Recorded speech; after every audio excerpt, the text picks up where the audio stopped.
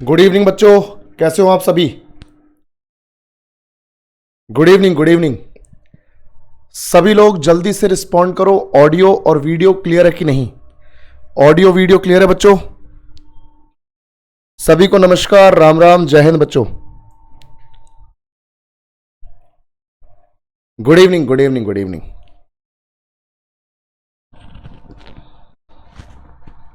अगर वॉइस ठीक आ रही है तो बताओ बेटा।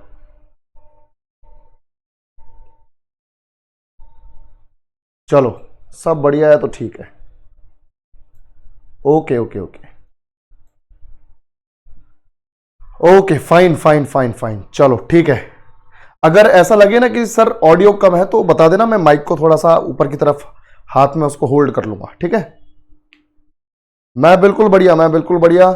बस गला थोड़ा थोड़ा रिकवर हो रहा है, तो आई होप कि जल्दी रिकवरी हो जाए पूरी तरह से और फिर बढ़िया तरीके से पढ़ाएं तुम्हें। वैसे तो बढ़िया तरीके से अब भी पढ़ाएंगे ही, कमी तो नहीं छोड़ेंगे। चलो,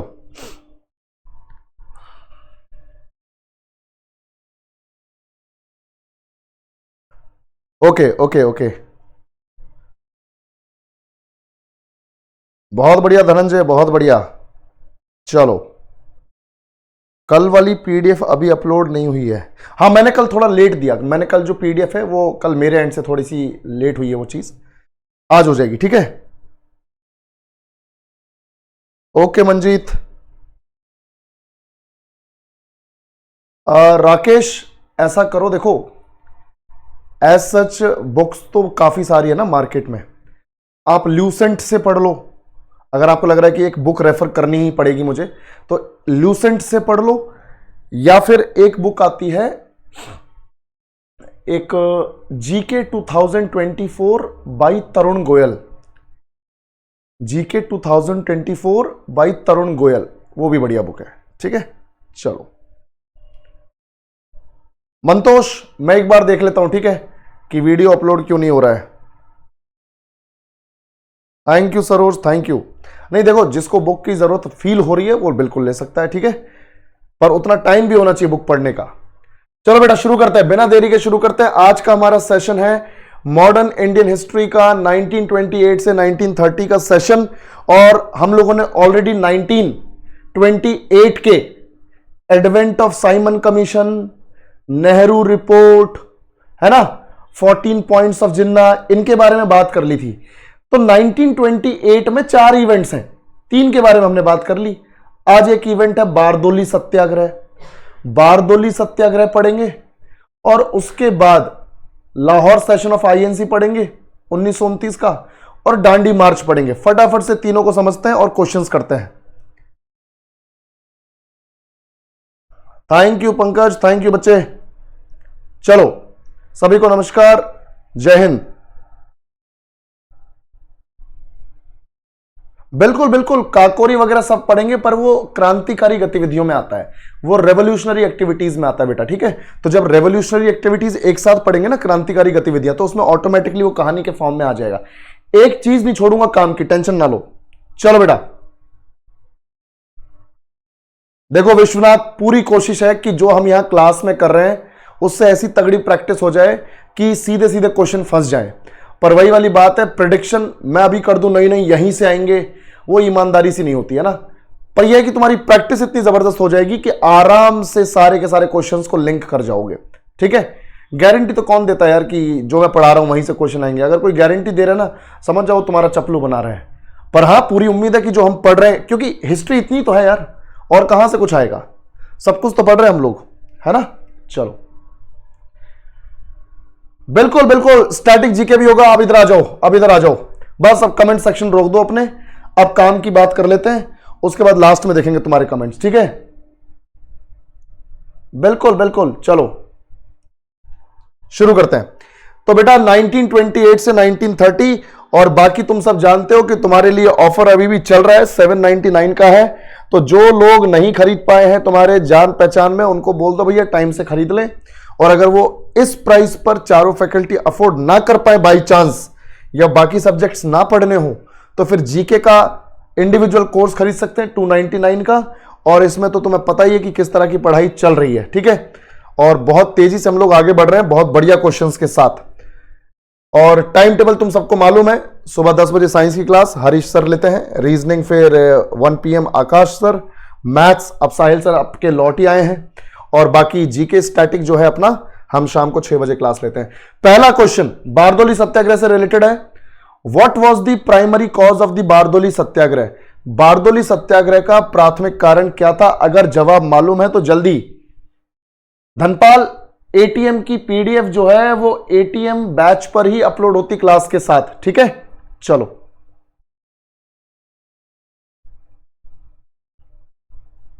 चलो चलो, बहुत बढ़िया, जवाब दो बेटा। Highland revenue assessment, salt tax, partition of Bengal, Rowlatt Act. तो बारदोली सत्याग्रह का प्राथमिक कारण क्या था? उच्च भू राजस्व मूल्यांकन, नमक कर, बंगाल का विभाजन, रॉलेट एक्ट। तो आंसर क्या है मैं आपको अभी देखो, मैं अभी बताता हूं, पहले इसको ना एक्सप्लेन कर देते हैं। एक्सप्लेन कर देंगे तो अगले जो 4-5 क्वेश्चन से अपने बारदोली सत्याग्रह के वो खत्म हो जाएंगे। फटाफट से देखो, इधर देखो कहानी, कहानी क्या है, बहुत इंटरेस्टिंग कहानी है। देखो बेटा ध्यान से, ये देखो गुजरात में सूरत तो सबने सुना है भाई। देखो ध्यान से, ये अपनी एक तापी रिवर है, तुम सब जानते हो तापी रिवर। ये तापी रिवर निकलती है अपने बैतूल से, मध्य प्रदेश के बैतूल से, मुल्ताई से। मध्य प्रदेश के बैतूल में एक जगह है मुल्ताई, वहां से निकली तापी, एमपी से भाई, थोड़ा महाराष्ट्र से भाई, और ये आ गई गुजरात में।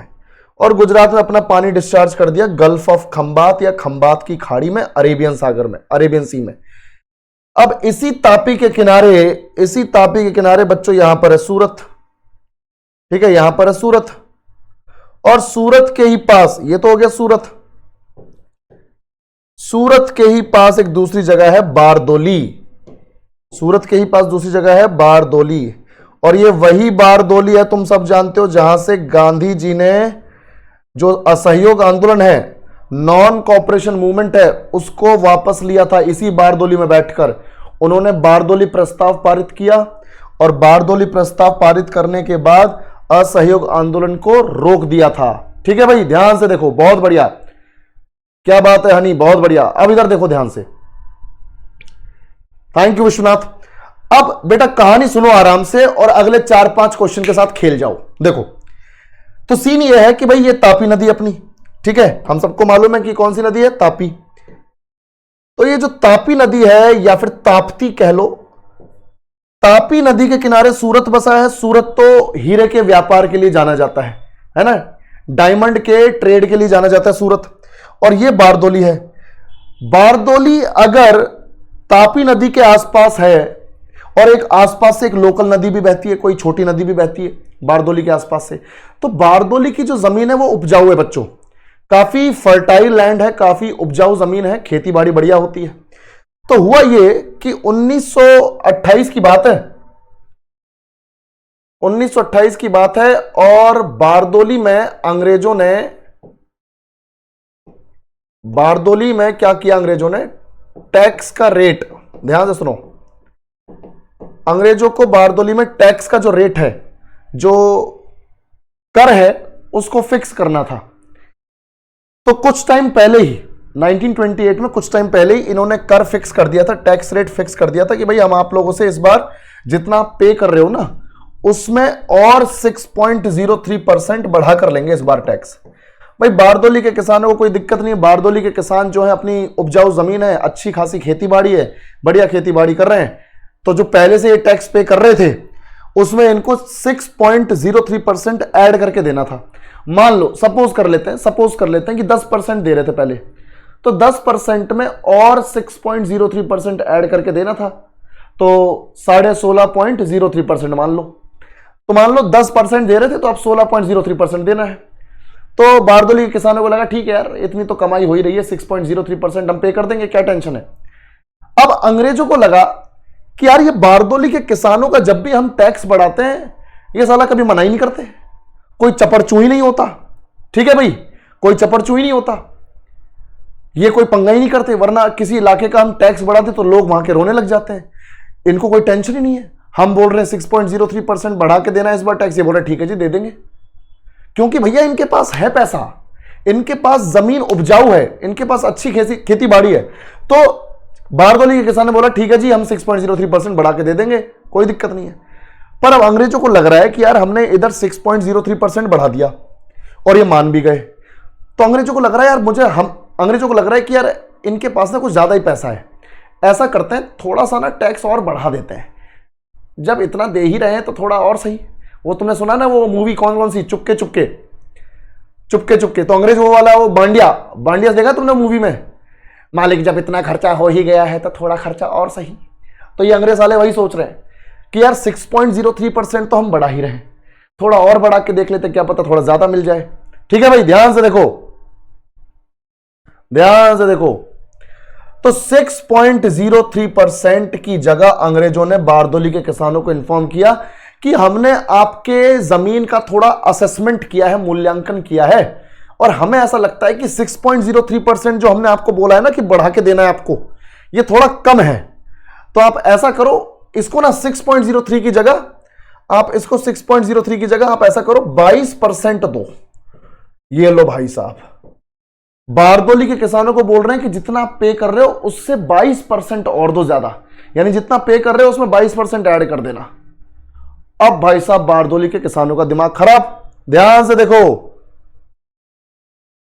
ध्यान से देखो बेटा, कि 22% जो अब टैक्स बढ़ा के देना, बारदोली के किसान हिल गए। बोला साला तुम 6.03 से इसको 7 करते, तुम इसको 8 करते, तुम इसको 9% करते, तुम सीधा 22%। भाई इतने अमीर थोड़ी हैं यार हम खींच के तुम्हें 9% दे देते, तुम सीधा 22% एक्स्ट्रा मांग रहे हो हमसे। बोला हमारे बस की बात नहीं है। किसानों ने साफ मना कर दिया, हमारे बस की बात नहीं है। अंग्रेज बोल रहे हैं अगर तुम्हारे बस की बात नहीं है तो ऐसा है, जो टैक्स पे नहीं कर पाएगा बड़ा हुआ, उसे उसकी जमीन से एविक्ट कर दिया जाएगा, उसे उसकी जमीन से वंचित कर दिया जाएगा, उसे उसकी जमीन छीन ली जाएगी। अब किसानों को टेंशन हो गई। अब बारदोली के किसानों को कौन याद आएंगे, जल्दी से बताओ, जल्दी से बताओ, बारदोली के किसानों को कौन याद आएंगे, जल्दी बताओ।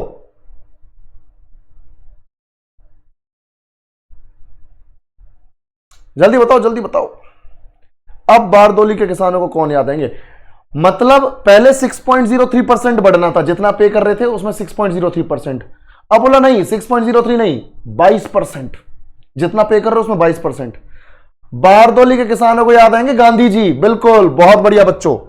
पर गांधी जी तो सोशल रिफॉर्म्स में लगे हुए हैं, सामाजिक सुधारों में लगे हुए हैं। उन्होंने तो साफ बोल दिया था 1924 में जब जेल से बाहर आए थे कि अब हिंदुस्तान की जनता मेरा मूवमेंट या मेरी कोई पॉलिटिकल एक्टिविटी डिजर्व नहीं करती। तुम साला आंदोलन करने लायक ही नहीं हो, एक आंदोलन तुमसे हुआ नहीं ढंग से, तुमने वो कांड कर दिया चौरी चौरा वाला, अब से मैं तुम्हारे लिए कोई आंदोलन नहीं करूंगा। तो गांधी जी तो 1924 से लेकर 1930 तक सामाजिक सुधार में लगे हुए हैं, छुआछूत को खत्म कर रहे हैं, बाल विवाह को रोकने की कोशिश कर रहे हैं, है ना, खादी को प्रमोट कर रहे हैं। गांधी जी नहीं आएंगे इस बार। तो बारदोली के किसान अब आ गए टेंशन में कि भाई गांधी जी भी नहीं है इस बार, तो अब कौन बचाएगा हमें। तो क्या हुआ, गांधी जी से इंस्पायर्ड एक आदमी, गांधी जी से इंस्पायर्ड, गांधी जी जैसा ही काम करने वाला आदमी, वो बारदोली के किसानों को याद आया, और वो थे वल्लभ भाई पटेल। कौन थे? वल्लभ भाई पटेल। तो वल्लभ भाई पटेल को इन किसानों ने अप्रोच किया, बारदोली के किसानों ने। वल्लभ भाई पटेल पहुंचे, वल्लभ भाई पटेल ने बोला भाई बताओ क्या दिक्कत है। बोला ये दिक्कत है साहब, पहले 6.03% बढ़ा रहे थे तो हम ठीक थे, पे कर देते, अब तो बोल रहे हैं कि जितना पे कर रहे हो उसमें 22% और ऐड कर दो। वल्लभ भाई पटेल ने बोला मैं समझ गया इनकी क्या चाल है। इनकी चाल ये है बच्चों, देखो ध्यान से, वल्लभ भाई पटेल क्या बोल रहे हैं, बोला इनकी चाल मुझे समझ में आ गई, आप लोग ध्यान से सुनो। इनकी चाल ये है कि ये आपसे 22% मांग रहे हैं, आप इनको 12, 13, 14% दे दोगे कम करके। तो अंग्रेजों को लग रहा है कि 6.03% से तो ज्यादा ही मिल रहा है भाई, 22% मांगेंगे किसानों से तब ये 12, 13 देंगे, और 12, 13 6.03 से तो डबल ही है। तो बोला इस हिसाब से मांग रहे हैं। तब किसानों को समझ में आया, अच्छा बड़े हरामी हो बेटा, है ना। किसानों के दिमाग में यही बात आई होगी कि बहुत चालू लोग हैं। तो वल्लभ भाई पटेल ने बोला ऐसा करो, अब एक ही तरीका है, गांधी जी जैसे करते थे सत्याग्रह, हमें भी सत्याग्रह करना है। इनको कोई बढ़ा हुआ रेट पे करने की जरूरत नहीं, सत्याग्रह करते बढ़िया तरीके से, कोई टेंशन नहीं। ठीक है भाई, ध्यान से देखो। अब देखो बेटा ध्यान से, तो किसानों ने हड़ताल चालू कर दी, सत्याग्रह चालू कर दिया वल्लभ भाई पटेल के कहने पर। वल्लभ भाई पटेल खुद भी वहां पे। पर वल्लभ भाई पटेल ने एक बात बोली, ध्यान से देखो बेटा, वल्लभ भाई पटेल ने एक बात बोली, देखो यार, अगर प्रेशर डालना है अंग्रेजों के ऊपर बहुत बढ़िया वाला, तो सिर्फ बारदोली के जो किसान हैं, जो पुरुष हैं, उनसे काम नहीं चलेगा, महिलाओं को भी लेकर आओ धरने पर। यानी बारदोली के किसानों को बोला गया कि आप अपने घर की जो बहू बेटियां हैं, महिलाएं हैं, उनको भी धरने पर बिठाओ, क्योंकि जब महिलाएं शामिल होंगी तो प्रेशर डबल हो जाएगा। क्योंकि अंग्रेज क्या करते थे, महिलाओं के अगेंस्ट कोई एक्शन नहीं लेते थे। इतनी तो सालों में थोड़ी सी गनीमत थी, ठीक है, महिलाओं के अगेंस्ट इस तरह की हरकत नहीं करते थे। तो वल्लभ भाई पटेल के कहने पर बारदोली के किसानों ने अपने घर की जो बहू बेटियां हैं, महिलाएं हैं, उनको धरने पर बिठा लिया। अब अंग्रेजों को लग रहा है कि यार ये तो बात बढ़ गई, हमने तो सोचा था कि 22% मांगेंगे, 12-13 दे देंगे, बात खत्म हो जाएगी।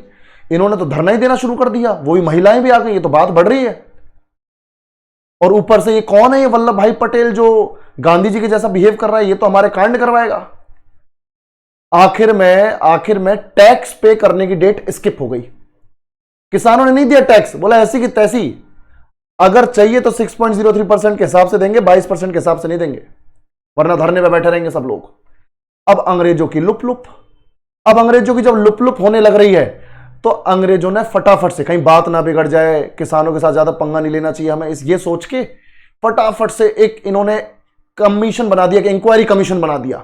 2 बंदों की लीडरशिप में, 2 बंदों की अध्यक्षता में एक कमीशन बना दिया। बोला जाओ और तुम जो है वहां नौटंकी करो जाके। तो ये 2 बंदे कौन है, ये 2 बंदे, मैक्सवेल एंड ब्रूमफील्ड। ये वो जज नहीं है ब्रूमफील्ड, ये दूसरा ब्रूमफील्ड है। तो मैक्सवेल और ब्रूमफील्ड कमीशन बना दिया, और इस कमीशन को बोला जाओ थोड़ी नौटंकी करके आओ और किसानों के फेवर में ही रिपोर्ट बना के आ जाना। ठीक है भाई, ध्यान से देखो। अब क्या होता है, मैक्सवेल और ब्रूमफील्ड कमीशन जो है, मैक्सवेल ब्रूमफील्ड कमीशन आता है, ये आता है बारदोली में, बोलता है अच्छा, हमने तो सोचा था आपकी जमीन बहुत उपजाऊ है और आपको कोई परेशानी नहीं होगी टैक्स पे करने में, इसलिए हम बढ़ा दिए 22%। अगर 22% ना दे पाओ तो 14-15% दे दो, कोई बात नहीं, हम थोड़ा रिलैक्सेशन दे देते हैं, आपको छूट दे देते हैं। वल्लभ भाई पटेल और किसान बोल रहे भाई 6.03% चाहिए तो साला यहां पे आओ, वरना भाग जाओ यहां से। 6.03% जो रेट पहले तय हुआ है उससे 1% ज्यादा नहीं मिलेगा।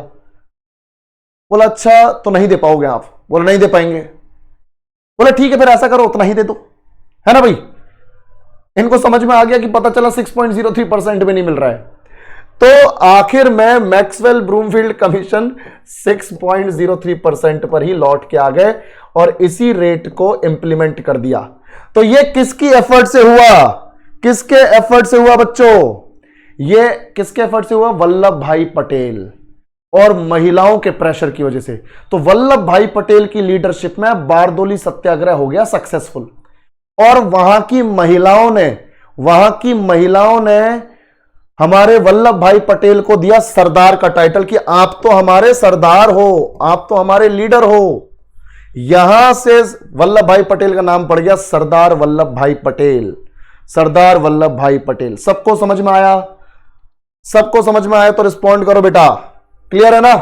तो इस तरीके से बारदोली सत्याग्रह सक्सेसफुल हो गया। अब पहला सवाल देखो, what was the primary cause of the Bardoli Satyagraha? Bardoli Satyagraha का प्राथमिक कारण क्या था? तो उच्च भू राजस्व मूल्यांकन। 6.03 की जगह ससुरों ने 22% कर दिया। 6.03% की जगह क्या कर दिया? 22% ये कर दिया इन्होंने। तो ये है आंसर ए। चलो बेटा नेक्स्ट क्वेश्चन देखो, in which state did the Bardoli Satyagraha take place? Bardoli Satyagraha किस राज्य में हुआ था? जल्दी से इसका जवाब दो, जल्दी से जवाब दो बेटा, इसका जवाब दो जल्दी से। सेकंड क्वेश्चन का जवाब दो, शाबाश शाबाश, बहुत बढ़िया। तो बारदोली सूरत के पास है, गुजरात में। आंसर है सी। ये सब तुम्हारे ऑलरेडी रेलवे के एग्जाम्स में पूछे हुए सवाल हैं, ठीक है, सब के सब। ये देखो, what was the significant outcome of the Bardoli Satyagraha? Bardoli Satyagraha का महत्वपूर्ण परिणाम क्या था? परिणाम क्या हुआ क्या रिजल्ट निकला बारदोली सत्याग्रह का? क्या हुआ आखिर में? Abolition of salt tax, reduction in land revenue assessment, withdrawal of Rowlatt act, formation of the Indian National Congress, नमक कर का उन्मूलन हुआ, भू राजस्व निर्धारण में कमी हुई, रोलेट एक्ट को वापस लेना या भारतीय राष्ट्रीय कांग्रेस का गठन? जल्दी से जवाब दो। ये बात बहुत बढ़िया, डिडक्शन हुआ है, रिडक्शन हुआ है, भू राजस्व निर्धारण में कमी कर दी, 22% से वापस कितना कर दिया? 22% से वापस कर दिया कितना? 6.03% कमी हो गई। चलो आंसर हो गया, सही बात है भाई, बिल्कुल बिल्कुल, बहुत बढ़िया। Next question, which British official was directly involve in the negotiations during the Bardoli Satyagraha? Bardoli Satyagraha के दौरान कौन सा ब्रिटिश अधिकारी सीधे तौर पर वार्ता में शामिल था, बातचीत में शामिल था? अब बता दो, तुम तो बता दोगे आराम से। Lord Irwin, sir Leslie Wilson, sir John Simon, Maxwell? बताओ। ये बात बहुत बढ़िया, शाबाश बच्चों शाबाश। तो अब तुम देखो, अगर तुम्हें थ्योरी आती है, क्वेश्चन भी तभी हो रहे हैं ना जब आपको थ्योरी आती है, तो सीधे अगर क्वेश्चन प्रैक्टिस करोगे उससे फायदा तो होगा, पर फायदा तब होता है जब आपने बेसिक्स कवर किए हो। अब हमने बेसिक पढ़ लिया, पूरी थ्योरी पढ़ ली, तुम साला फटाफट से क्वेश्चन निपटाए जा रहे हो। ठीक है भाई, चलो अब next question, who presided over the Lahore session of the Indian National Congress?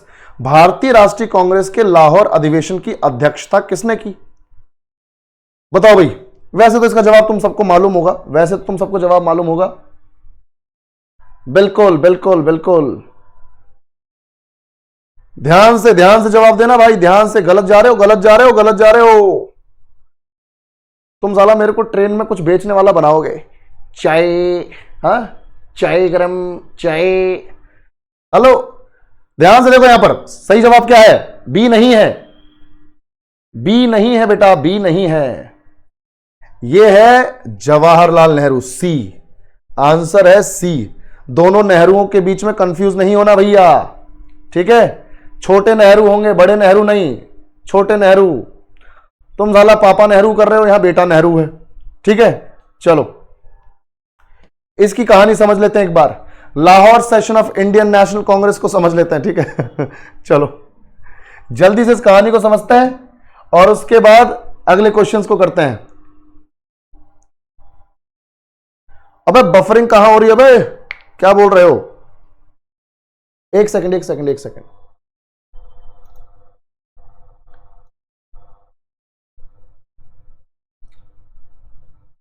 Refresh कर लो, रिफ्रेश कर लो, रिफ्रेश कर लो, इंटरनेट की स्ट्रेंथ बहुत बढ़िया है, कोई दिक्कत नहीं है, रिफ्रेश कर लो एक बार, है ना? रिफ्रेश कर लो बेटा, हाँ चलो। अब देखो, अब ये Lahore session of INC, basically मैंने तुम सबको बताया था, ध्यान से देखो, हाँ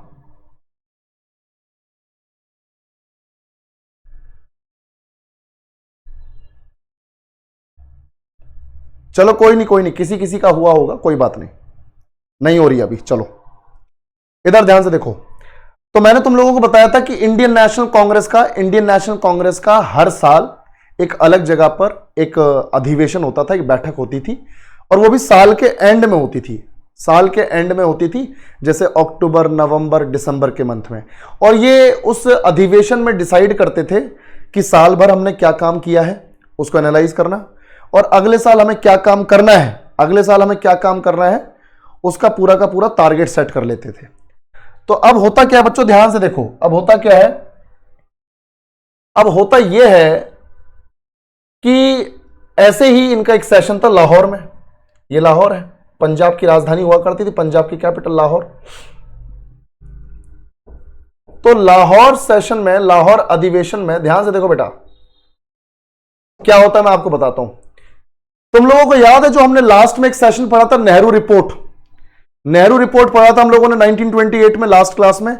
मैंने तुम्हें बताया था कि मोतीलाल नेहरू ने लखनऊ में वो रिपोर्ट सबमिट कर दी थी, नेहरू रिपोर्ट, और नेहरू रिपोर्ट को लॉर्ड बिरकिनहेड ने रिजेक्ट कर दिया था, क्योंकि नेहरू रिपोर्ट जो बनाई थी मोतीलाल नेहरू ने, उसमें उन्होंने बोल दिया था कि एक तो हमें डोमिनियन स्टेट का स्टेटस चाहिए, यानी एक तो हमें आधा स्वराज चाहिए। बताया था कि नहीं बताया था? पहले मुझे एक चीज बता दो, मुझे एक बात बताओ, मैंने ये पढ़ाया था कि नहीं पढ़ाया था, नेहरू रिपोर्ट वगैरह? हाँ, संविधान बनाया था, वेरी गुड वेरी गुड, बिल्कुल बिल्कुल बिल्कुल, हाँ कॉन्स्टिट्यूशन का, बिल्कुल। चलो बहुत बढ़िया बहुत बढ़िया, बिल्कुल वही वाली बात। अब देखो ध्यान से, तो नेहरू जी ने, मोतीलाल नेहरू ने लखनऊ में ऑल पार्टी कॉन्फ्रेंस में अपना बनाया हुआ जो संविधान है वो सबमिट कर दिया था, और लॉर्ड बिर्केनहेड ने, अंग्रेजों ने उसे रिजेक्ट कर दिया कि भाई हम तुम्हें डोमिनियन स्टेट का स्टेटस यानी आधा स्वराज नहीं दे सकते, हम तुम्हें आधा स्वराज नहीं दे सकते। और नेहरू जी ने यह भी बोला था कि कोई सेपरेट इलेक्टोरेट्स नहीं मिलेंगे किसी को, और मैंने तुम्हें बताया था वो सेपरेट इलेक्टोरेट्स नहीं मिलेंगे तो मिर्ची किसको लगेगी? मुस्लिम लीग को। तो पंडित नेहरू ने, यानी जो मोतीलाल नेहरू है, पंडित मोतीलाल नेहरू, उन्होंने जो रिपोर्ट बनाई उसमें दो चीजें इंपॉर्टेंट थी। एक तो हमें डोमिनियन स्टेट का स्टेटस दे दो, यानी हमें अपने अधीन एक राज्य घोषित कर दो ताकि आधा स्वराज मिल जाए हमें, यानी रूल्स एंड रेगुलेशंस तुम बनाओ, कानून तुम बनाओ और इंप्लीमेंट हम करेंगे, ठीक है, ये एक बात बोली थी। और दूसरा बोला कि अब किसी को सेपरेट इलेक्टोरेट नहीं मिलेंगे, पृथक निर्वाचन क्षेत्र नहीं मिलेंगे, साला जिसमें दम है वो इलेक्शन उस सीट से लड़े, जीते और लोगों को सर्व करे, ये उन्होंने साफ साफ बोल दिया था, है ना भाई? ध्यान से देखो, बिल्कुल। फिर मोहम्मद अली जिन्ना ने 14 पॉइंट्स दिए थे, बिल्कुल वही वाली बात। तो उस टाइम पे लॉर्ड बिर्केनहेड ने जब रिजेक्ट कर दिया, ध्यान से देखो, ये सबमिट की थी रिपोर्ट पंडित मोतीलाल नेहरू ने 28 अगस्त को लखनऊ में, है ना, 28 अगस्त 1928 को इन्होंने ये रिपोर्ट सबमिट कर दी थी लखनऊ में। रिपोर्ट रिजेक्ट हो गई तो छोटे नेहरू नाराज हो गए भाई, छोटे नेहरू नाराज हो गए। तो उस टाइम पे पंडित जवाहरलाल नेहरू, छोटे नेहरू, उनको लगा भाई पापा की रिपोर्ट रिजेक्ट कर दी, अंग्रेजों ने पापा की रिपोर्ट रिजेक्ट कर दी, तो गुस्से में थे। वो इतने गुस्से में थे कि उन्होंने अंग्रेजों को चैलेंज दिया, उसी में अगस्त में उन्होंने अंग्रेजों को चैलेंज दिया कि या तो पापा की रिपोर्ट को एक्सेप्ट करो वरना फिर मैं अपने तरीके से डील करूंगा तुम्हारे साथ। अंग्रेज बोल रहे हैं आप अपने तरीके से डील कर लो, पापा की रिपोर्ट तो रिजेक्टेड ही है, पापा की रिपोर्ट अब एक्सेप्ट नहीं की जाएगी, तुम्हारे पापा ने रिपोर्ट बढ़िया नहीं बनाई, ठीक है भाई तो बोल रहे हैं कि पापा की रिपोर्ट तो रिजेक्ट ही है, अब आप ऐसा करो, 1 साल, क्या बोल रहे थे नेहरू जी? बोला 1 साल का टाइम दे रहा हूं, या तो पापा की रिपोर्ट को एक्सेप्ट कर लो या फिर मैं अपने तरीके से डील करूंगा। अंग्रेज क्या बोल रहे हैं? चाहे आप हमें 1 साल का टाइम दो, चाहे 10 दिन का टाइम दो, चाहे 10 साल का टाइम दो, हमें फर्क नहीं पड़ता, पापा की रिपोर्ट रिजेक्टेड है, रिजेक्टेड ही रहेगी। अब इनका दिमाग खराब हो गया, ध्यान से देखो भाई, अब इनका दिमाग खराब हो गया। बोला साला पापा की बेइज्जती कैसे कर दी? तो अब इनसे बर्दाश्त नहीं हो रही वो चीज। इन्होंने बोला कि भाई ऐसा है, 1929 का जो सेशन कहीं आखिरी में होना था, अक्टूबर नवंबर दिसंबर में, अरे आईएनसी का सेशन जो है हर साल एंड में होता था, अक्टूबर नवंबर दिसंबर में। इन्होंने बोला भाड़ में गया साला वो कानून कि अक्टूबर नवंबर दिसंबर में होगा सेशन, सेशन होगा अगले साल जनवरी में। पेशेंस नहीं है भाई, पेशेंस नहीं है। पहले खुद ही 1 साल का टाइम दे रहे थे, अब बोल रहे हैं कि भाड़ में गया 1 साल का टाइम, भाड़ में गया 1929 का अक्टूबर नवंबर दिसंबर के टाइम का सेशन। जनवरी में सेशन कंडक्ट करवा दिया पंडित छोटे नेहरू ने भैया। 26 जनवरी 26 जैन 1929 को तो सेशन कंडक्ट करवा दिया लाहौर में, और सेशन के बन गए चेयरमैन। ठीक है भाई, ध्यान से देखो, ये लाहौर सेशन के चेयरमैन बन गए अपने पंडित जवाहरलाल नेहरू, और गुस्से में है भाई, बहुत गुस्से में है, पापा की रिपोर्ट रिजेक्ट हो गई है ना भाई, हमसे ही बर्दाश्त नहीं होगी, हमारे पापा की अगर कोई बेइज्जती कर दे हम तो साला चीर फाड़ कर देंगे। तो पंडित नेहरू तो तब भी बहुत तरीके से पेश आ रहे हैं। तो इन्होंने 26 जनवरी 1929 को रैंडमली डेट चुनी है, कोई ऐसा प्लानिंग नहीं, 26 जनवरी 1929 को इन्होंने बोला लाहौर में सेशन होगा, मैं अध्यक्षता करूंगा और मैं फैसला करूंगा बिन अंग्रेजों का। इन्होंने ये बोला ना मेरे पापा की रिपोर्ट जो है रिजेक्टेड ही रहेगी, अब इनको सेट करूंगा मैं, बिल्कुल। ये है अपने एनिमल 2, ठीक है भाई। अब ध्यान से देखो, पापा का बदला लेंगे, ध्यान से देखो, बिल्कुल। तो पंडित जवाहरलाल नेहरू ने 26 जनवरी 1929 को लाहौर सेशन की अध्यक्षता की, और भाई अध्यक्षता करने से पहले, अध्यक्षता तो की 26 जनवरी को, 31 दिसंबर को, ध्यान से देखो बे, न्यू ईयर इवनिंग ठीक है, न्यू ईयर ईव बोलते हैं ना हम लोग। तो 31 दिसंबर को, 31 दिसंबर 1928 को इन्होंने रावी नदी के तट पर झंडा फहराया जोश में जाके, कि अब 25-26 दिन बाद तो इनकी ऐसी तैसी करनी है। तो जोश जोश में झंडा लहरा दिया रावी नदी के तट पर। हिंदुस्तान का उस वक्त का तिरंगा झंडा जो है, उस टाइम पे तिरंगे झंडे में चरखा होता था, चरखा, ठीक है, चक्र नहीं होता था, चरखा होता था। और ये रावी नदी है, देखो ये रावी नदी है, इस तरह से, ये इस तरह से लाहौर के साइड से जा रही है। तो रावी नदी के तट पर इन्होंने तिरंगा झंडा लहराया 31 दिसंबर 1928 को। और उसके बाद 26 जनवरी को, यानी 26-27 दिन बाद, इन्होंने लाहौर सेशन की अध्यक्षता की। और लाहौर सेशन में इन्होंने 2 जबरदस्त फैसले लिए। ध्यान से देखो बेटा, पंडित नेहरू को भले किसी और काम के लिए क्रिटिसाइज करो तुम, पर यहां पे तारीफ करनी पड़ेगी भाई। पहला डिसीजन इन्होंने लिया, बोला अभी तक तो हम इनके सामने गिड़गिड़ा रहे थे कि हमें आधा स्वराज दे दो, आधा स्वराज दे दो, कानून तुम बना लो, इंप्लीमेंट हम कर देंगे, अभी तक तो ये चल रहा था। बोला भाड़ में गया तुम्हारा आधा स्वराज, उस आधे स्वराज की बना लो तुम पुड़िया। आगे तुम समझ गए, ठीक है, आधे स्वराज की तुम बना लो पुड़िया, अब हम लड़ेंगे पूर्ण स्वराज के लिए। भाड़ में गया आधा स्वराज, पूर्ण स्वराज लेंगे अब तुमसे हम।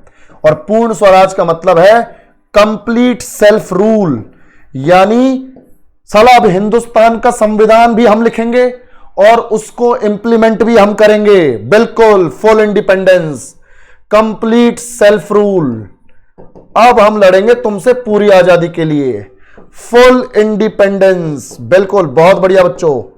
तो पहला फैसला तो ये आ गया, इन्होंने बोला भाड़ में जाए भाई, डोमिनियन स्टेट का स्टेटस नहीं चाहिए साला इनका, डोमिनियन स्टेट का स्टेटस, अब पूरी आजादी लेंगे।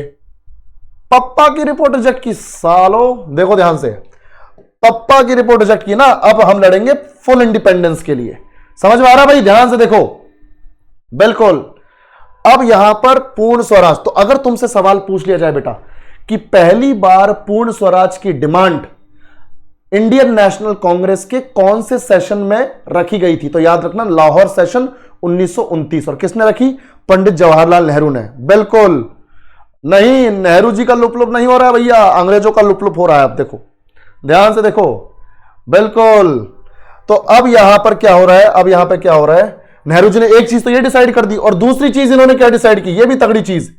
ये क्या बोल रहे हैं, ध्यान से सुनो बेटा, क्या बोल रहे हैं, बोल रहे हैं कि अगले साल से, अभी चल रहा है 1929, जब ये सेशन ले रहे हैं तो चल रहा है 26 जनवरी 1929, बोल रहे हैं अगले साल से यानी 1930 से। अब अंग्रेजों को दिखाएंगे हम, क्या बोल रहे हैं कि अगले साल से इसी डेट को यानी 1930 में 26 जनवरी को हम सेलिब्रेट करेंगे हमारा पहला सिंबॉलिक इंडिपेंडेंस डे, पहला सांकेतिक स्वतंत्रता दिवस। यानी अब हम अंग्रेजों को बताएंगे कि अब हम अपने आप को आजाद करवा के ही रहेंगे और इसके लिए हम अपना स्वतंत्रता दिवस मनाया करेंगे अब से। यानी अगले साल 1930 से इसी डेट को 26 जनवरी को हम सेलिब्रेट करना शुरू करेंगे अपना सांकेतिक स्वतंत्रता दिवस, सिंबॉलिक इंडिपेंडेंस डे, और तब तक सेलिब्रेट करते रहेंगे जब तक साला हमको रियल इंडिपेंडेंस नहीं मिल जाती। और ये हमने किया, ध्यान से देखो, पहला सांकेतिक स्वतंत्रता दिवस, पहला सिंबॉलिक इंडिपेंडेंस डे, पहला सांकेतिक स्वतंत्रता दिवस यानी पहला independence day, symbolic independence day, ये हमने सेलिब्रेट किया भी 26 जनवरी 1930 को। और ये तब तक करते रहे हम जब तक कि हमें रियल आजादी नहीं मिल गई। रियल आजादी कब मिली बच्चों? 15 अगस्त 1947 को। भाई अगर 15 अगस्त को मिली है 1947 में, तो 1947 की 26 जनवरी को भी हमने सिंबॉलिक इंडिपेंडेंस डे सेलिब्रेट किया है। यानी लगातार 18 साल हमने हर 26 जनवरी को हमने सिंबॉलिक इंडिपेंडेंस डे सेलिब्रेट किया है। तुम खुद सोचो, ऐसे देश में जहां पर लोग जो हैं मतलब एक एक दिन गिन रहे हो कि कब आजादी मिलेगी, तो उस माहौल में 26 जनवरी की क्या इंपॉर्टेंस रही होगी, जहां एक दिन लोग जो है पूरे इमोशनल होकर आजादी का दिवस मना रहे हैं, है ना भाई। जिन लोगों को आजादी नहीं मिली उन्हीं को इन इमोशंस की वैल्यू है, तो वो जानते हैं कि यार ये दिन कितना इंपॉर्टेंट है। 18 साल तक हमने इस दिन को आजादी दिवस के तौर पे मनाया है, जबकि हम आजाद थे नहीं। और जब 15 अगस्त 1947 को हम जब आजाद हुए तो अब रियल इंडिपेंडेंस डे तो हमारा 15 अगस्त हो गया। तो जब हमारे संविधान सभा के जो मेंबर्स थे उनको लगा कि यार 26 जनवरी को हमने 18 साल तक अपना स्वतंत्रता दिवस मनाया, तो यार इस डेट की इंपॉर्टेंस खत्म नहीं होनी चाहिए, इसके साथ तो हमारा इमोशनल कनेक्ट है। यही वजह है बच्चों कि हमारा संविधान बनके तैयार था 26 नवंबर 1949 को, पर हमने उस दिन इसको इंप्लीमेंट नहीं किया। हमें लगा कि यार 26 जनवरी की इंपॉर्टेंस नहीं खोनी चाहिए। अब भले 26 जनवरी हम स्वतंत्रता दिवस के तौर पे ना मना पाए, पर हम संविधान तो लागू कर सकते हैं उस दिन। तो हमने 2 महीने डिले करके 26 जनवरी 1950 को हमने अपना संविधान लागू कर दिया, ताकि इस डेट की इंपॉर्टेंस बनी रहे। और आज इस डेट को स्वतंत्रता दिवस तो नहीं पर गणतंत्र दिवस के तौर पे मनाते हैं। तुम्हें समझ में आया कि क्यों गणतंत्र दिवस 26 जनवरी को ही मनाते हैं? सबको समझ में आया तो रिस्पॉन्ड करो भैया, जल्दी बताओ क्यों। समझ में आ गया ना कि 26 जनवरी 1950 को ही गणतंत्र दिवस क्यों मनाते हैं? बिल्कुल, क्यों उसी दिन हमने संविधान लागू किया। बिल्कुल, बहुत बढ़िया।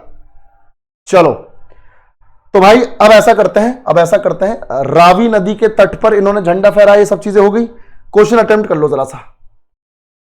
अब तुम देखो, भारतीय राष्ट्रीय कांग्रेस के लाहौर अधिवेशन की अध्यक्षता किसने की? अब तो बी नहीं बोलोगे, अब तो सी ही है आंसर, अब तो बी मत बोलना, सी है। नेक्स्ट, इस क्वेश्चन को अटेम्प्ट करो। What significant resolution was passed during the Lahore session of 1929? 1929 के लाहौर अधिवेशन के दौरान कौन सा महत्वपूर्ण प्रस्ताव पारित किया गया? जल्दी से इसका क्वेश्चन, जिसका आंसर बताओ जल्दी से, इसका आंसर दो। शाबाश, हाँ बहुत बढ़िया, वेरी गुड। अब हो रहे ना क्वेश्चन, देखा, शाबाश। तो पूर्ण स्वतंत्रता की मांग, पूर्ण स्वराज। नेक्स्ट क्वेश्चन, अब हमारे पास है महात्मा गांधी का सॉल्ट मार्च, दांडी मार्च। इसको और समझते हैं बेटा 5-7 मिनट में, और इससे रिलेटेड क्वेश्चन करेंगे। आज का टॉपिक फिर खत्म हो जाएगा, ठीक है? बिल्कुल, चलो आओ इधर पे। अच्छा, अंकुश बोल रहा है कि सर बीच में बफरिंग हो रहा है। भाई सबके लिए बफरिंग हो रहा है कि अंकुश के लिए हो रहा है? जल्दी बताओ, क्योंकि इधर नेटवर्क स्ट्रेंथ बढ़िया बता रहा है, जल्दी बताओ।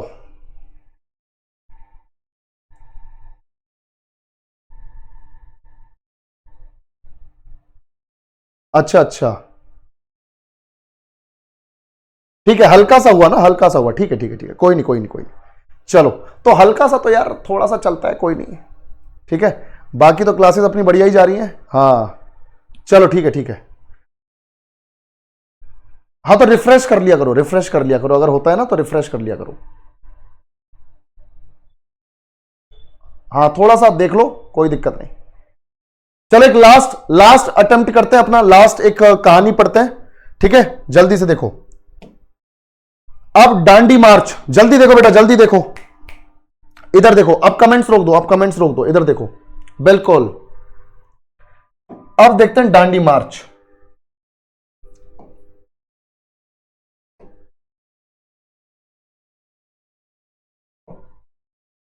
दांडी मार्च का क्या सीन है, ध्यान से देखो।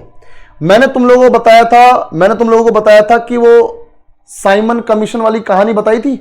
लाला लाजपत राय को सर पे चोट लग गई थी मार्च अप्रैल 1928 के महीने में। मार्च अप्रैल 1928 में सर पे चोट लग गई थी लाला लाजपत राय को, सीरियस हेड इंजरी हो गई थी, बिल्कुल बेड रेस्ट पर पहुंच गए। ये डिस्कस हुआ था हमारा। जल्दी बताओ, जल्दी से रिस्पॉन्ड करो।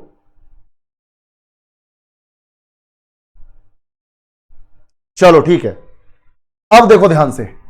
तो मैंने तुम लोगों को बताया था कि जब साइमन कमीशन आया था 1928 में, तो लाला लाजपत राय को लाठी चार्ज में सर पे चोट लग गई और वो बिस्तर पे अपना पहुंच गए। हेड इंजरी बहुत सीरियस थी।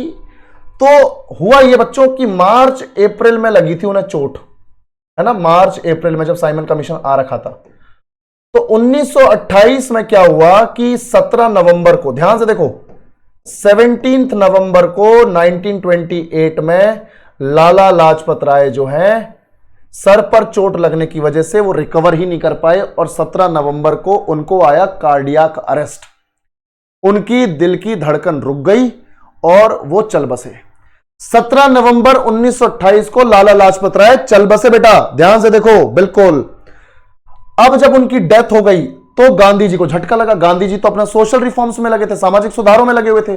गांधी जी को एकदम झटका लगा कि यार पहले बाल Gangadhar Tilak, maker of modern India, आधुनिक भारत के निर्माता, वो चले गए और अब ये लाला लाजपत राय चले गए, वो भी लाठीचार्ज की वजह से। अब गांधी जी का दिमाग खराब हो गया, बोला बहुत हो गया सोशल रिफॉर्म्स। सोशल रिफॉर्म्स की ऐसी की तैसी, अब तो लग रहा है पॉलिटिक्स में भाई को आना ही पड़ेगा। गांधी जी को लगा भाई अब तो उतरना पड़ेगा पॉलिटिक्स में, ये तो हमारे बंदों को मारे जा रहे हैं। गांधी जी का दिमाग खराब। पर गांधी जी को समझ में नहीं आ रहा कि यार अब अगर मैं कोई मूवमेंट चलाऊं, कोई आंदोलन चलाऊं तो क्या मुद्दा होना चाहिए, क्योंकि हर कोई इंसान लाला लाजपत राय को तो पसंद करता नहीं है ना। जो उनके खास हैं, जो उनको पसंद करते हैं, वो अलग लोग हैं। तो पूरे देश को लाला लाजपत राय की मौत की वजह से इकट्ठा करना वो इम्पॉसिबल है। कोई ऐसा मुद्दा ढूंढना पड़ेगा जिसकी वजह से सब लोग इकट्ठे हो जाएं, गरीब अमीर हिंदू मुस्लिम सब। तो यहां पर ध्यान से देखो, ध्यान से देखो बेटा,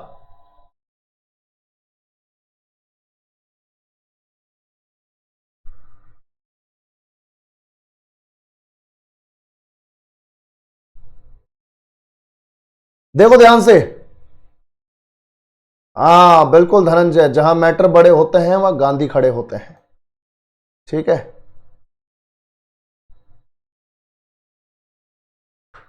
अब देखो भाई ध्यान से देखो। अच्छा, एक बच्चा बोल रहा है कि सर आप सारे ऑप्शंस के बारे में बता दिया करो। वो सारे ऑप्शंस ऐसे होते हैं जिनका उस इवेंट से कोई लिंक ही नहीं होता, तो उनको पढ़ाने का भी क्या मतलब। अब कोई जगह है, अब उस जगह के बारे में क्या बताऊं मैं तुम्हें, ठीक है। इसलिए कहानी बता दे रहा हूं ताकि उसके आसपास, उस क्वेश्चन के आसपास के जितने भी फैक्ट्स हैं वो समझ में आ जाए, ठीक है। चलो देखो, ध्यान से देखो बेटा। हाँ, गांधी जी की रेस्पेक्ट किया करो भाई तुम लोग। साला पता नहीं तुम व्हाट्सएप यूनिवर्सिटी से कुछ कुछ पढ़ लेते हो, गांधी जी के बारे में डिसरिस्पेक्ट करते हो। गांधी जी ने क्या क्या किया है हमारे लिए वो देखो, ठीक है। सभी फ्रीडम फाइटर्स की रिस्पेक्ट किया करो। अब डांडी मार्च, अब तुम देखो ध्यान से। अब गांधी जी को समझ में नहीं आ रहा कि ऐसा कौन सा मुद्दा पकड़े, ऐसा कौन सा मुद्दा पकड़े हैं। ध्यान से देखो, ध्यान से देखो कि ऐसा कौन सा मुद्दा पकड़े जिससे पूरा हिंदुस्तान एक हो जाए, हिंदू मुस्लिम गरीब अमीर सब।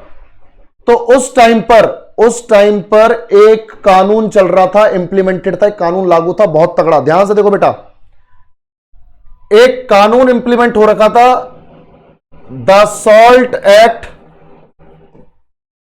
The salt act 1882। यह कानून इंप्लीमेंट हो रखा था। गांधी जी को इस कानून के बारे में पता चला। नमक कानून इसको बोलते हैं बेटा, नमक कानून। नमक कानून 1882। यह अंग्रेजों ने आईएनसी के बनने से पहले से बना रखा है, 1882 से। देखो, हां बिल्कुल 1882 से पहले, बिल्कुल। तो इन्होंने, गांधी जी ने यही मुद्दा पकड़ लिया, क्योंकि इस कानून में दो चीजें हैं। इस कानून में दो चीजें बेटा, ध्यान से देखो। दो चीजें क्या है? पहली चीज ये कि गुजरात के तटीय क्षेत्र में जितने भी लोग रहते थे वो नमक बनाते थे, उन सब से नमक बनाने का अधिकार छीन लिया इन्होंने, अंग्रेजों ने 1882 में। इनका धंधा छीन लिया भाई। जो तटीय क्षेत्रों में गांव बसे हुए थे उन लोगों का धंधा छीन लिया इन्होंने। बोला अब से नमक जो है ब्रिटिश बनाएंगे। यानी यहां पे जो प्रोडक्शन राइट है, नमक के उत्पादन के जो राइट हैं, नमक उत्पादन के जो राइट हैं, अधिकार हैं, वो अंग्रेजों ने छीन लिए। तो उत्पादन कौन करेंगे? अंग्रेज। ये बोल रहे हैं अब से नमक हम बनाएंगे, तुम नहीं बनाओगे। और दूसरा, नमक को बेचेंगे भी हम। सेलिंग राइट भी अपने पास रख लिए, है ना भाई, बेचने का अधिकार भी अपने पास। यानी नमक बनाएंगे भी हम और बेचेंगे भी हम। इसका मतलब यह है अंग्रेज क्या कर रहे थे, अंग्रेजों को पता था कि नमक अमीर भी खाएगा, गरीब भी खाएगा, हिंदू भी खाएगा, मुस्लिम भी खाएगा। और नमक इतनी बेसिक चीज है, नमक इतनी बेसिक चीज है, नमक इतनी बेसिक चीज है कि भाई अगर तुम प्राइस बढ़ा भी दोगे तो भी लोग खरीदेंगे। भाई आज के टाइम में टाटा नमक का पैकेट 25-26 रुपए में आ रहा है मान लो, ठीक है। अब अगर वो साला 50-55 में भी आए तब भी हम खरीदेंगे ना, क्योंकि नमक तो हमारी बॉडी की नीड है। गांधी जी का तो यह मानना था कि हवा और पानी के बाद अगर कोई जरूरी चीज है तो वो है नमक। गांधी जी का क्या मानना था कि after water and air salt is perhaps the greatest necessity of life. Gandhi ji ने बोला भाई कि नमक, और देखो नमक क्या है, पानी और हवा के बाद तीसरी अपनी जरूरी चीज है। तो ऐसी जरूरी चीज पर इतना इन्होंने रेट बढ़ा दिया। भाई इनको मालूम है नमक हर कोई खरीदेगा, तो इन्होंने नमक के दाम बढ़ा दिए, नमक पर टैक्स बढ़ा दिया और खूब जम के कमा रहे थे 1882 से लेके अब तक। गांधी जी ने यही मुद्दा पकड़ लिया, बोला नमक का मुद्दा पकड़ो, हर हिंदुस्तानी से जुड़ा हुआ है, हर कोई साथ देगा हमारा इसमें।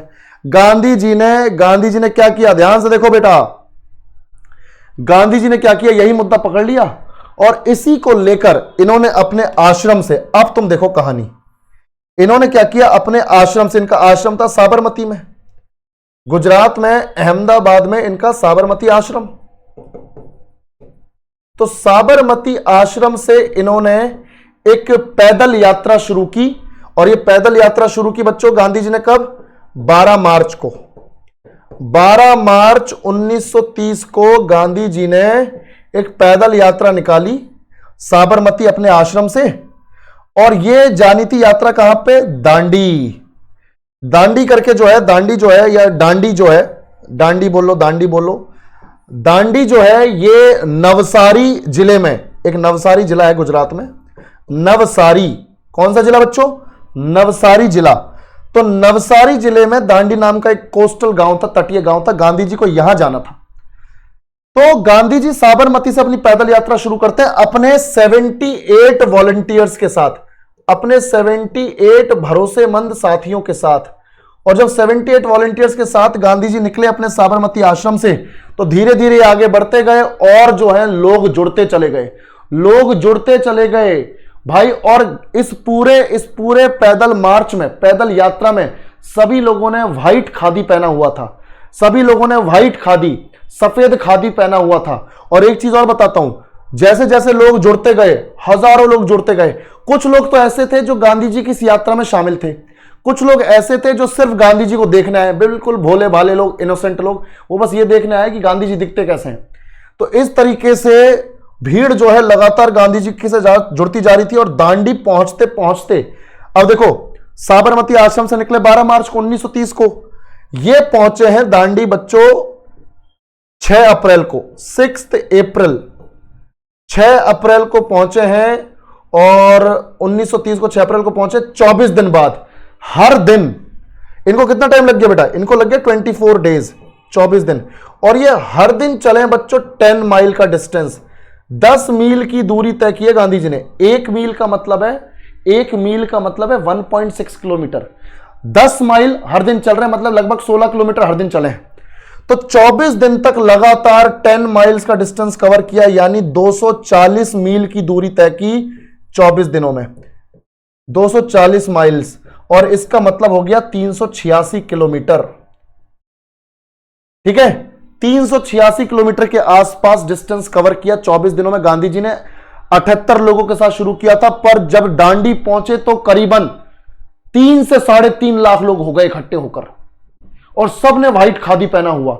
अगर तुम ड्रोन शॉट लोगे आज के टाइम में, तो ऐसा लग रहा था कि जैसे एक सफेद नदी बह रही है, सफेद नदी बह रही है। ध्यान से समझो, इस पूरे इवेंट को दांडी मार्च के साथ साथ सॉल्ट मार्च भी बोलते हैं। अब सॉल्ट मार्च तो क्यों बोल रहे हैं तुम सब जानते हो, सॉल्ट मार्च क्यों बोल रहे हैं, क्योंकि नमक से रिलेटेड है मुद्दा, सॉल्ट मार्च। पर इसे कहा गया है, इसे कहा गया है white flowing river, white flowing river. इसका मतलब है सफेद बहती हुई नदी भी बोला गया इसे, व्हाइट फ्लोइंग रिवर यानी सफेद बहती नदी, सफेद बहती नदी, क्योंकि सभी लोगों ने व्हाइट फ्लोइंग रिवर दिखने के लिए व्हाइट खादी पहना हुआ है। तो सब लोग जब व्हाइट कपड़े पहन के एक साथ चल रहे हैं, ऐसा लग रहा है सफेद नदी बह रही है। तो 78 लोगों के साथ लगे, पहुंच गए 3.5 लाख लोगों के साथ, 24 दिन चले, हर दिन 10 मील की दूरी तय की, 240 मील यानी 386 किलोमीटर। और इस पूरे इवेंट को अमेरिकन न्यूज मैगजीन का एक जर्नलिस्ट कवर कर रहा था। ध्यान से देखो बेटा, ध्यान से देखो, ध्यान से देखो, बिल्कुल इस पूरे इवेंट को एक जर्नलिस्ट कवर कर रहा था टाइम मैगजीन के लिए। एक न्यूज मैगजीन थी अमेरिका की, अमेरिका की न्यूज मैगजीन है टाइम उस जमाने की। तो न्यूज मैगजीन है अमेरिका की, और इस मैगजीन के लिए, टाइम मैगजीन के लिए, जो जर्नलिस्ट इस पूरे इंसिडेंट को कवर कर रहा था उसका नाम था web Miller. Web Miller, web Miller, ध्यान से देखो, वेब मिलर। तो यह बंदा इस पूरे के पूरे यहां पर इसको कवर कर रहा था। और इस आंदोलन की सबसे बड़ी बात यह रही कि इस आंदोलन में, ध्यान से सुनो, यहां पर इस दांडी मार्च में सबसे खास बात यह रही कि बढ़ चढ़कर महिलाओं ने हिस्सा लिया। बढ़ चढ़कर बहुत ही मास लेवल पे, बहुत ही बड़े लेवल पे महिलाओं ने यहां पर पार्टिसिपेट किया। और जब महिलाओं ने पार्टिसिपेट किया, गांधी जी का यह पूरा का पूरा प्लान है महिलाओं को यहां पर शामिल करने का। गांधी जी को मालूम है कि हम जब नमक कानून तोड़ेंगे दांडी पहुंचकर तो लठ पड़ सकते हैं, अगर महिलाएं साथ में रहेंगी तो लठ कम पड़ेंगे। समझ रहे हो बे? क्योंकि अंग्रेजों का एक नियम था कि वो औरतों के ऊपर लाठी चार्ज वगैरह नहीं करते थे। तो गांधी जी का प्लान है इन महिलाओं को साथ में लाने का, क्योंकि एक तो सीधे सीधे नमक से जुड़ी हुई है, क्योंकि किचन से जुड़ी हुई है। उस टाइम पे महिलाओं का काम यही होता था, घर बार संभालना, अपना खाना वाना देखना। तो सीधे सीधे नमक से जुड़ी हुई है, तो लठ कम पड़े इसलिए महिलाओं को लाए हैं। दूसरा, महिलाएं नमक से जुड़ी हुई है इसलिए लाए हैं। और जब ये सब के सब पहुंच गए दांडी सुबह 6:30 बजे 6 अप्रैल को, तो गांधी जी ने पूरा ह्यूमन चेन बनवाई है। ठीक है भाई, पूरी ह्यूमन चेन बनवाई है, सब लोगों को तट पे खड़ा करवा दिया और सबको बोला कि भाई ऐसा है, समुद्र के पानी को लो और इसे गर्म करो और नमक बनाओ। सब लोगों ने ह्यूमन चेन बना के नमक बनाया, समुद्र के पानी को गर्म करके। सब लोगों ने एक साथ नमक कानून की ऐसी तैसी कर दी, क्योंकि नमक बनाने का राइट किसके पास था? अंग्रेजों के पास। अगर अंग्रेजों के अलावा कोई बनाएगा तो नमक कानून का उल्लंघन हो गया, तो कर दिया उल्लंघन। और तुम्हें क्या लगता है अंग्रेजों को मालूम नहीं होगा ये सब होगा? अंग्रेजों को मालूम है भाई कि ये सब होने वाला है, तो अंग्रेज पहले से ही वहां पर पहुंचे हुए हैं, पुलिस वगैरह सब पहुंची हुई है। और जब ये सब हो गया, नमक कानून का उल्लंघन हो गया, तो अंग्रेजों की तरफ से अनाउंसमेंट हुआ कि भाई ऐसा है, जो आपको करना था आपने कर लिया, अब ऐसा है फटाफट से ये भीड़ यहां से हटाओ वरना हमें लाठीचार्ज करना पड़ेगा। तो भाई क्या होता है, फटाफट से जितने भी बड़े बुजुर्ग हैं, महिलाएं हैं, वो सब जो है छोटे बच्चों के साथ हट गई साइड में। और उसके बाद जो है लाठीचार्ज हुआ और भगदड़ मच गई, और अंग्रेजों ने बहुत सारे लोगों को गिरफ्तार किया। जो महिलाएं नहीं हटी उनको भी गिरफ्तार किया, लाठी उनके ऊपर नहीं चलाई पर उनको गिरफ्तार किया। करीबन 70 से 80 हजार लोगों को गिरफ्तार कर लिया गया। सबसे पहले गांधी जी को गिरफ्तार किया, बोला इनको पहले गिरफ्तार करो, ये जब तक बाहर रहेंगे पंगा लेते रहेंगे, लोग मोटिवेटेड रहेंगे। गांधी जी को गिरफ्तार किया, सुभाष चंद्र बोस को गिरफ्तार किया, अपने नेहरू जी को गिरफ्तार किया, कई सारे बड़े नेताओं को गिरफ्तार कर लिया गया, जेल में डाल दिया गया। जब पुरुषों को जेल में डाल दिया तो हमारी एक महिला थी फ्रीडम फाइटर सरोजनी नायडू, उन्होंने इस मूवमेंट की कमान संभाली। उस मूवमेंट की कमान संभालने के बाद फिर उनको भी गिरफ्तार कर लिया। कमला देवी चट्टोपाध्याय, उनको भी गिरफ्तार कर लिया। सारे हमारे फ्रीडम फाइटर्स को गिरफ्तार कर लिया, क्योंकि दांडी मार्च में जैसे ही गांधी जी ने नमक बनाया, उन्होंने डिक्लेयर कर दिया था कि यहीं से शुरू होता है सविनय अवज्ञा आंदोलन। और सब लोगों ने नमक बना के फिर जो है विरोध जताया, और उसके बाद अंग्रेजों ने लाठीचार्ज किया यंगस्टर्स के ऊपर, सबको जेल में डालना शुरू किया। मतलब जो लोग गांधी जी को देखने आए थे वो पार्टिसिपेट भी नहीं कर रहे थे, सिर्फ गांधी जी को देखने आए थे, उनको भी उठा के जेल में डाला। इस तरीके से यह सविनय अवज्ञा आंदोलन जो है ये थोड़ा सा सप्रेस किया गया। सबको इतना समझ में आया तो रिस्पॉन्ड करो भाई, जल्दी। समझ में आया कि नहीं? तो यह है हमारा दांडी मार्च, ठीक है, यह है हमारा दांडी मार्च। अब ऐसा करो, सवाल करो यहां पर। पहला सवाल, Mahatma Gandhi started the famous salt march from Sabarmati to Dandi in which district of Gujarat is Dandi? जल्दी बताओ, रेलवे का तुम्हारा क्वेश्चन है 2022 का, जल्दी।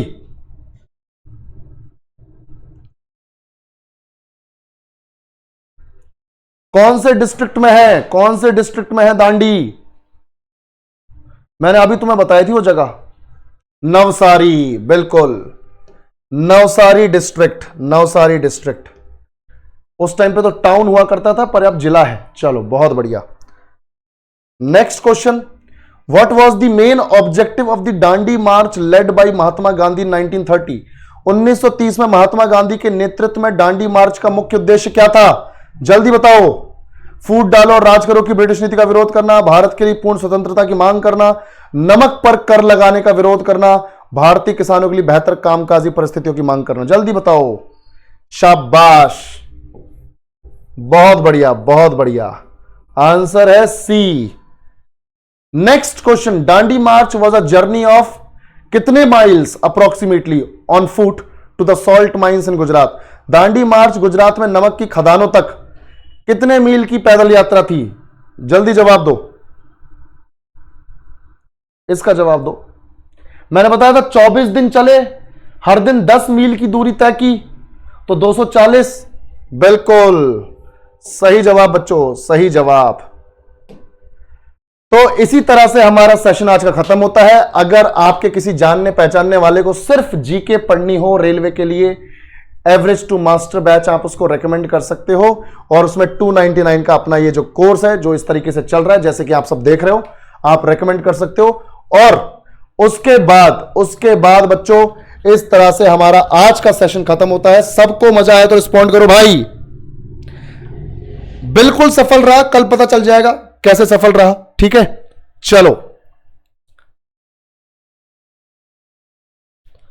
Thank you Akash, thank you बच्चे, थैंक यू अंजलि बेटा।